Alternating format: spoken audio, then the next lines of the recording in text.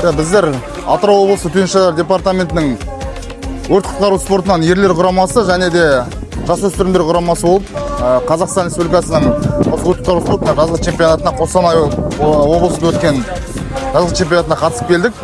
Осы чемпионатта барлық еліміздің осы облыстары қатысты және де барлық командалар жақсы мықтап дайындалып келген. Осы Қостанай облысы гарнизоны жарысқа да өте жоғары деңгейде дайындалған.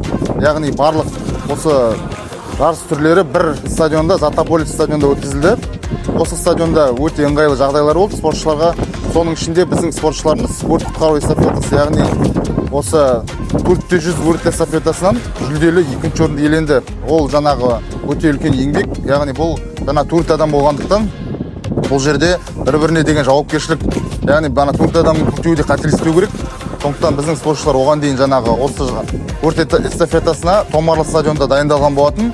Томарлы стадионында осы жаз бойы дайындалып, өздерінің осы дайындалған еңбектерін жаңағы жарыста көрсетті.